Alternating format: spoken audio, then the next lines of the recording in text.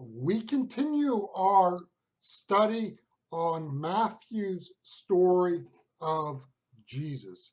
We again reiterate the point that when you look at a gospel like Matthew or John or Luke or Mark, you have to understand that there is a personal side to the story that is told of Jesus. Personal in the sense that this is one person's take. Not that they are making up things or creating things out of nothing, but they have been selected from what they have chosen to tell their side of the story. We are going to be looking at Matthew chapter 12 and verses 43 to 45. I'm going to be looking at E.V. Rue's translation of the Gospel of Matthew. Verse 43 of chapter 12, when the unclean spirit has gone out of a man, it wanders through waterless places, seeking repose, which it does not find. Then it says, I will go back to the home I left. And if I'm reaching the house, it finds it tenanted, swept and in good order. It goes and brings along with it 7 other spirits worse than itself, and they go in and settle there, with the result that the man's conclusion in the end is worse than it was at the beginning. This is what happens to this wicked generation. When we talk of demon possession, we must balance the two extremes that are there. On the one side is the approach of materialism. In this view, what we see, touch, taste, and see is what is real. Materialism excludes the spiritual dimension to life. Now, we are not saying all drugs used to deal with issues of mental health are wrong. Let's get that off the table. We understand that the human body is on one level a chemical machine. Christians are not immune from the challenges of hormonal imbalance or chemical imbalance. I mean, the classic example here is women after giving birth. There can be all sorts of complications as their system, in simple terms, reorders itself hormonally. Christians are not immune from these challenges. Drugs can help in certain cases. The problem is that in a materialist view, there is no room for the demonic.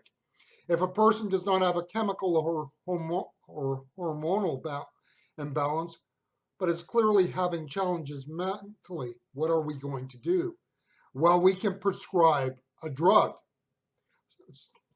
Pharmaceutical drugs are a go-to option in a materialist view because it has no room for the idea that there is the spiritual dimension of life that includes the demonic.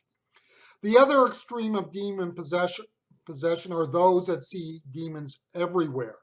Think of that old expression, the devil made me do it. In this view, demons are the cause of much of what is wrong in the world. The prevalence of demons in this view leads naturally to the lessening of personal responsibility. If the demon was the reason why I had the affair, or if the demon set me up, then I am less responsible for my actions. The reality is that there are still people today who are demon possessed, but I do wonder if it is somewhat rare, not unheard of, somewhat rare. The person who we should be afraid of are those who take no responsibility for their actions. In other words, you do not have to be demon possessed to be a truly wicked person. The scary part of this passage is not that it talks of the demons. It is what happens after a person is set free from demons. In Rue's translation, it talks about being untenanted. So it has no tenants. The person is clean and free, but also vulnerable. Jesus makes a point it is not just enough to be set free. One must now be filled up. There are only 2 options in life, God or the demonic. If you are free from the demons, you are not, in that sense, truly free.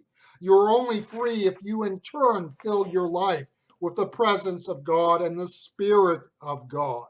Jesus says if you do not do this, then the demons will return with his friends, and the condition can be worse than before. There are two sides to the Christian life. When one accepts Christ, one does so with the promise of leaving behind the old life, or premise of the old life. Now, some of these old nasty habits fall away pretty quickly, and others will linger on for years. And I will add here as a kind of a pastoral response, people who come to Christ late in life are not going to simply undo 30, 40, 50, 60 years of living apart from God in a conversion experience. They will be transformed and changed, but they have learned to live life in a certain way. We are changed in conversion, but not changed as much as we might want. We simply cannot erase what we have done before conversion, and so some habits may take years to change. The other part of our conversion is that we must fill our lives with appropriate godly habits. This is where the teaching of the passage is apropos. You cannot simply become a Christian by leaving the old behind. Those persistent, nasty habits, in some cases, will only be overcome by filling our lives with new godly habits. If we do not create these new habits, then we will find some ungodly habits rising in the emptiness that is there.